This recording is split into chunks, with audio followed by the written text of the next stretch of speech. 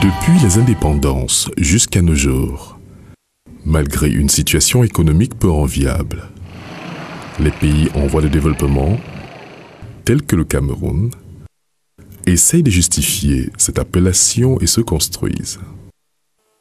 À Douala en particulier, l'instinct de survie des populations a fait développer des activités pour faire face à la précarité du chômage. Le quartier Aquaneur, une bourgade située à la lisière de Bonamoussadi, s'ouvre sur l'estuaire du Vouri.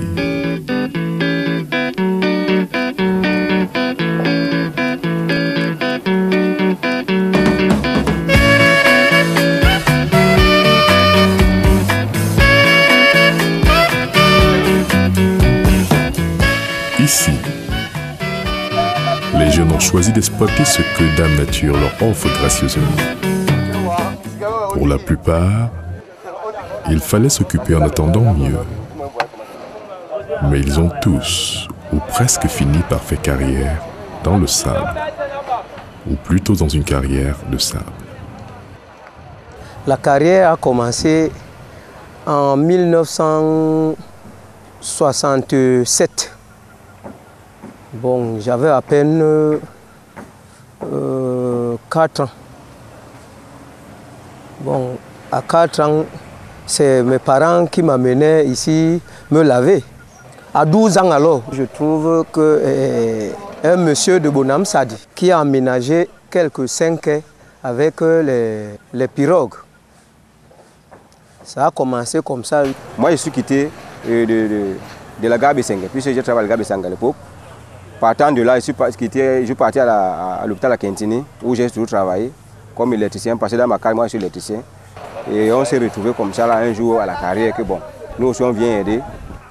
Une solution presque salutaire pour ces Camerounais qui, comme Bombo, 42 ans sonnés, peuvent, grâce à ce travail, s'accomplir dans la société, assurer la survie de leur famille et scolariser leur progéniture. Dans ce travail, on gagne notre vie.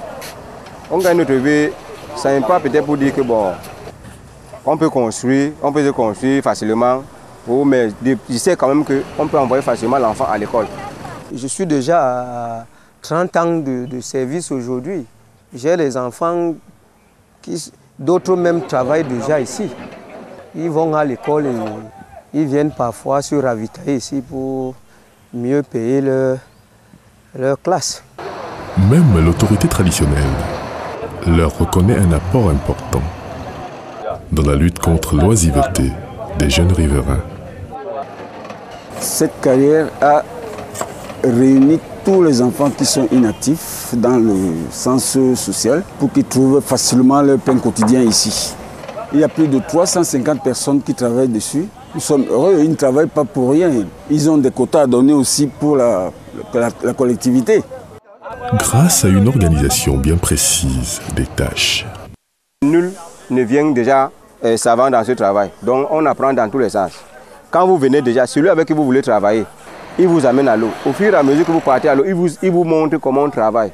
Il vous montre que bon, voilà comment on plonge, voilà comment. Mais avant de partir, d'abord, la priorité, c'est la natation. On a ceux qui partent en mer, qu'on appelle les plongeurs. Les déchargeurs aussi, qui déchargent, ils enlèvent le sable pour mettre dans les dépôts. Et après, les chargeurs mettent dans le camion pour livrer. On commence par le déchargement, par le chargement. Le chargement, comme ceux-là, tout à l'heure qui chargent le camion. Et quand vous êtes déjà trop apte, que ça vous gêne déjà, que vous pouvez déjà faire mieux, vous vous retrouvez maintenant dans les pirogues.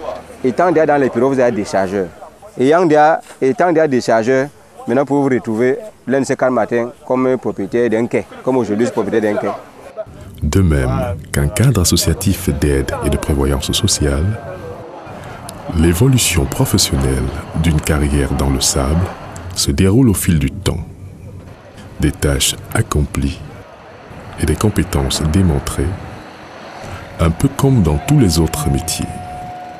Sauf qu'ici, pas besoin de présenter un CV, ni faire étalage d'un cursus scolaire particulier. On a une association qui gère notre rive, qui s'appelle Adaban. Adaban, avec des règlements intérieurs.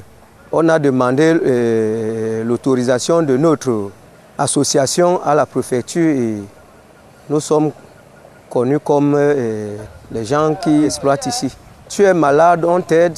Tu meurs, il y a la caisse de dépenses, sort de l'argent pour contribuer au deuil. Le sable, c'est la mine. Comme le sable, c'est la mine, il faut qu'on voit avec le ministère des Mines et tout ce qui s'ensuit. L'environnement, il faut l'étude d'impact environnemental. Il faut donc cloisonner le tout en 4 blocs, faire un qui devrait combiner, de permettre aux gens qui y travaillent et à l'administration d'avoir du bénéfice.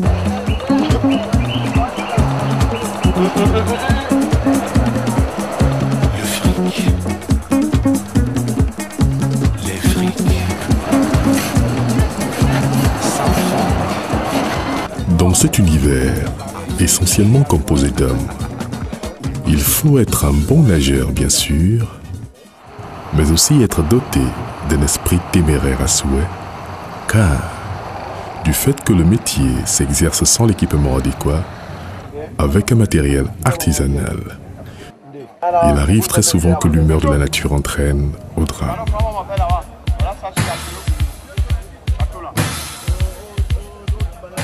Une grande partie, c'est là, on n'a que la noyade. Les cas de noyade ne sont pas aussi faciles. Il y a des accidents partout. Par exemple, nous allons souvent en mer. Il y a la tornade qui nous surprend et tu perds ta pirogue. Le sommeil peut surprendre un déchargeur. Au moment où de venir décharger, il oublie carrément. La pirogue prend l'eau et elle coule. Et elle se fang là. On a beaucoup d'accidents. En tout milieu et en tout boulot, il y a le danger. Le danger d'abord, le premier pour les gars. Ils ne sont pas équipés. On parle de l'EPI, équipement de protection individuelle. Pour entrer dans l'eau en protégeant son corps, vous avez besoin des imperméables. Vous n'avez qu'à regarder les marins qui travaillent dans des bateaux. Les gars devraient être de cette manière équipés. Eux qui font des plongées, ils devraient en principe avoir des bérets plastiques pour essayer de se protéger les oreilles. Ils entrent en longueur de la journée, ils en